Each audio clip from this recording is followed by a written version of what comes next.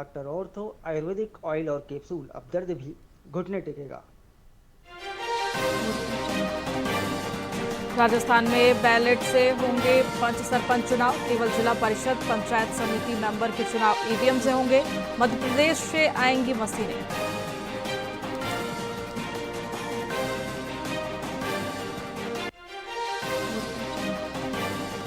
राजस्थान में मुख्यमंत्री युवा स्वरोजगार योजना के आवेदन शुरू। एसएसओ, आईटी और ई मित्र से कर सकेंगे ऑनलाइन आवेदन।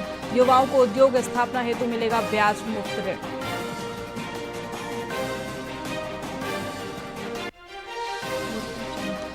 सीकर में आज से 2 दिवसीय शेखावटी उत्सव। अलग अलग जिलों के कलाकार उत्सव में हुए शामिल। उत्सव के समापन पर कल होगी आतिशबाजी।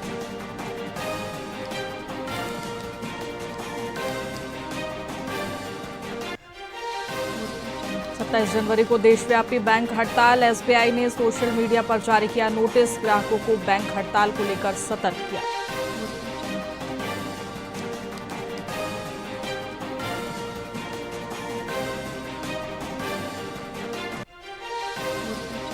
भीलवाड़ा में धमाके से घर ढहा। धमाके के समय कमरे में थे 4 सदस्य। धमाके में घर की दीवारें और छत पूरी तरह क्षतिग्रस्त।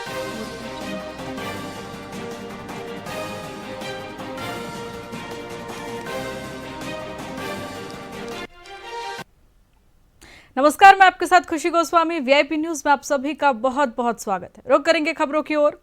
राष्ट्रीय बालिका दिवस के अवसर पर महात्मा गांधी राजकीय विद्यालय खारची में विधिक जागरूकता शिविर का आयोजन किया गया। शिविर में बालिकाओं को शिक्षा का अधिकार, न्याय आपके द्वार अभियान, साइबर अपराध, बाल विवाह और पर्यावरण संरक्षण की जानकारी दी गई। वही कार्यक्रम का आयोजन paralegal volunteer Mohammad Asif द्वारा किया गया, जिसमें विद्यालय स्टाफ और 246 विद्यार्थी उपस्थित रहे।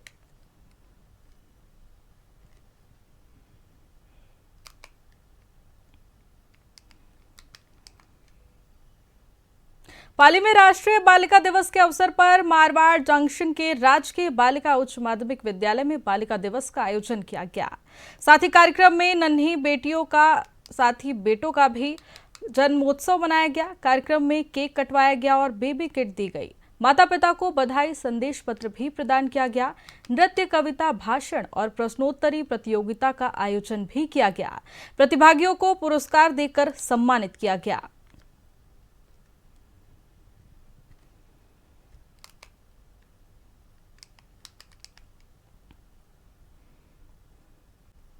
पाली जिले के जोजावर गांव में राजस्व अधिकारियों के खिलाफ ग्रामीणों ने मोर्चा खोल दिया है। ग्रामीण राजस्व अधिकारी लादू सिंह और पटवारी धीरज कुमार को तुरंत हटाने की मांग को लेकर पंचायत मुख्यालय के बाहर धरने पर बैठ गए हैं। ग्रामीणों का आरोप है कि ये दोनों अधिकारी उन्हें बेवजह धमकाते हैं और काम के लिए परेशान करते हैं। प्रदर्शनकारियों ने प्रशासन के खिलाफ जमकर नारेबाजी की और साफ कर दिया कि जब तक इन अधिकारियों का तबादला नहीं होता वे धरने से नहीं उठेंगे। सरकार द्वारा आज समस्त ग्रामवासी यहाँ इसलिए इकट्ठे हुए हैं, तहसीलदार बनाम ग्राम पंचायत जोजावर रेफरेंस प्रकरण संख्या 33/2025 बनाया गया, जिसमें ये गांव 50-60 सालों से जिन खसरों पर बसा हुआ है, जिसको कलेक्टर ने आबादी किया था। 18 बीघा वो ज़मीन है जहाँ पर कम से कम 500-700 घरों की बस्ती होगी। उनके लिए अभी वर्तमान सरकार ने ये रेफरेंस बनाया कि पुनः नदी नाले दर्ज किए जाए और इस आबादी को यहाँ से हटाया जाए। जो आबादी 50-60 सालों से जिसमें हर तरह के लोग यहाँ बसे हुए हैं, उनको बेवजह परेशान किया जा रहा है। इसके लिए हम यहाँ पंचायत में पूरा गांव इकट्ठा हुए हैं। हमारी सरकार से मांग है कि इस रेफरेंस को वापस लिया जाए, अन्यथा हमें समस्त ग्रामवासियों को उग्र आंदोलन करना पड़ेगा, धरना प्रदर्शन करना पड़ेगा, जिसकी समस्त जवाबदारी प्रशासन की रहेगी। सरकार द्वारा आज समस्त ग्रामवासी यहाँ इसलिए इकट्ठे हुए हैं।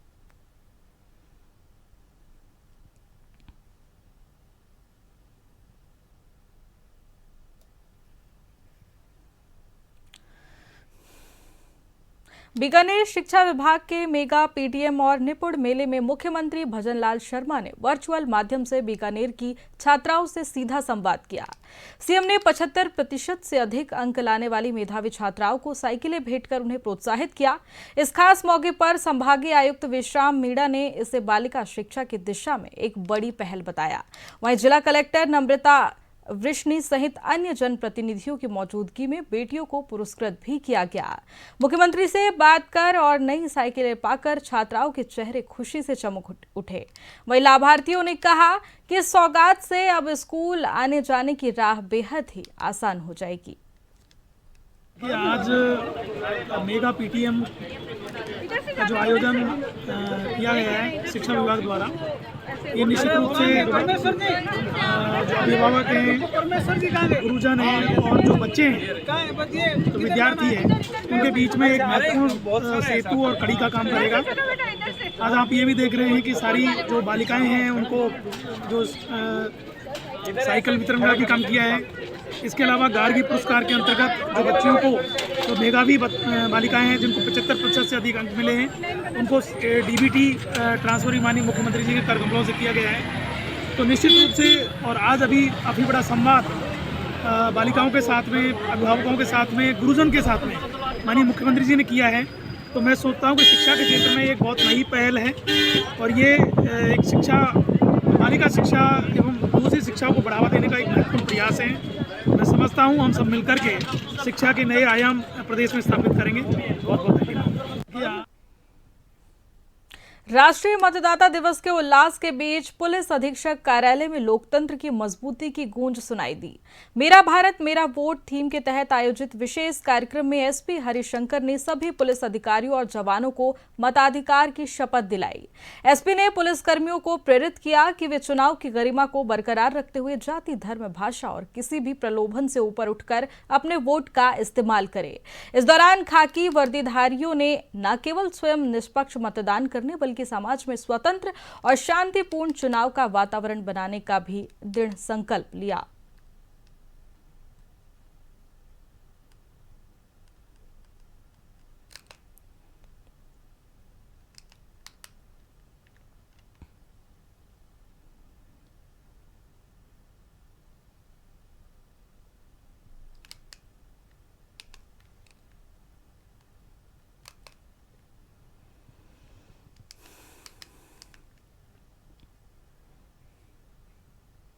हनुमानगढ़ के नोहर नगर पालिका में लंबे समय से चल रही राजनीतिक उठापटक के बाद आखिरकार हाजन खातून टाक ने एक बार फिर कार्यवाहक अध्यक्ष का पद संभाल लिया है। स्वायत्त शासन विभाग के आदेश पर ईओ बसंत सैनी ने उन्हें विधिवत रूप से पदभार ग्रहण करवाया।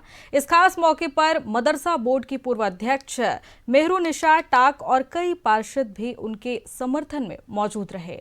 अपनी दोबारा ताजपोशी पर हाजन खातून ने सरकार का आभार जताते हुए कहा कि वे पूरी ईमानदारी से अपनी जिम्मेदारी निभाएंगी। उन्होंने साफ शब्दों में कहा कि उनका एकमात्र लक्ष्य नोहर के रुके हुए विकास कार्यों को तेजी से आगे बढ़ाना और जनता की सेवा करना है। आप लोगों नौहर वासियों के आशीर्वाद से उन्हें खातून जी टाक ने चेयरमैन पद संभाला है। वैसे तो पद की गरिमा जो है वो निरंतर हमने बनाई रखी है, लेकिन ईश्वर के आशीर्वाद से और आप सब लोगों के सहयोग से आज, क्योंकि पिछले 10-11 दिनों से जो शहर को झेलना पड़ा, उसके लिए मैं आप सबसे क्षमा याचना चाहती हूँ। बात पद या कद की नहीं है, बात सम्मान की है, बात सहयोग की है, बात विकास की है। हम केवल जनता की दुहाई नहीं दे सकते, हमें धरती पे काम करके दिखाना पड़ता है। मैं अंकल से, राजेंद्र अंकल से भी ये रिक्वेस्ट करूँगी, उनको ये मैसेज दूंगी कि मैंने कभी, जैसे आप लोग सब साक्षी हैं, कभी मैंने नहीं ये सुना कि आज मैं राजेंद्र जी चचाण की वजह से इस नगर पालिका में इस कुर्सी पे विराजमान हुई हूँ। ये बहुत बड़ी विडंबना है। हनुमानगढ़ के नोहर फीडर में सिंचाई पानी की मांग को लेकर आज भगवान हेड पर 35 गांव के किसानों ने हुकार भरी। महापंचायत में जुटे हजारों किसानों ने हरियाणा से पूरा पानी लेने और नहर के पुनर्निर्माण के लिए बजट की मांग को लेकर नोहर रावतसर हाईवे पर मोर्चा खोल दिया। इस दौरान विधायक अमित चाचाड़ और किसान नेताओं ने प्रशासन को 2 ट्रक चेतावनी दी।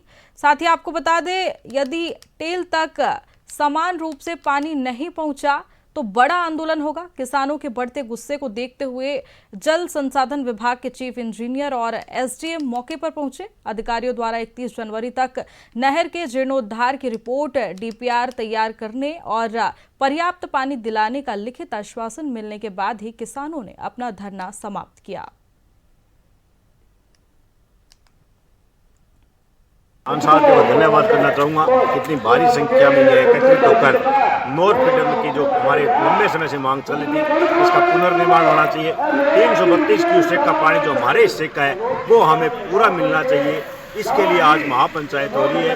इसके लिए सभी किसान से धन्यवाद। और वास्तव में नौर विधानसभा क्षेत्र की जीवनदायिनी नहर नौर फीडर है।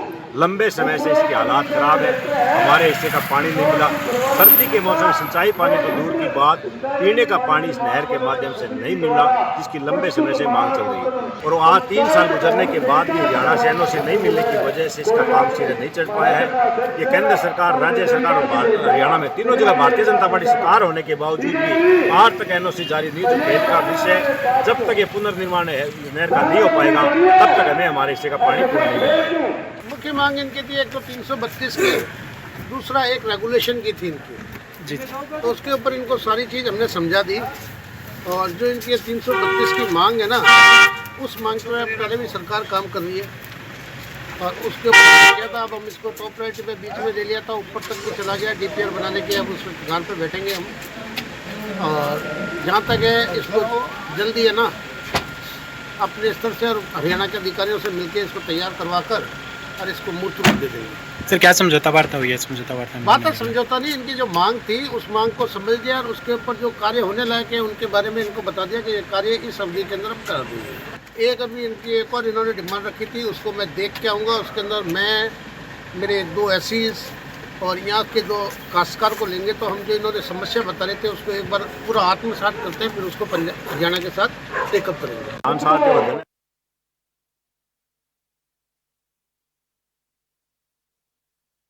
सम्मेलन को लेकर सर्व समाज की ओर से भव्य कलश यात्रा निकाली गई।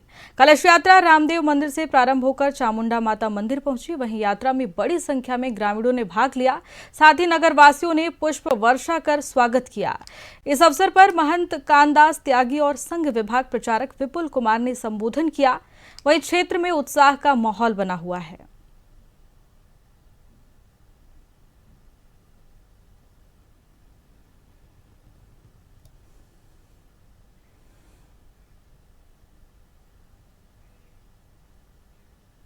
फिलहाल खबरों में इतना ही। बने रहिए हमारे साथ वीआईपी न्यूज पर। नमस्कार।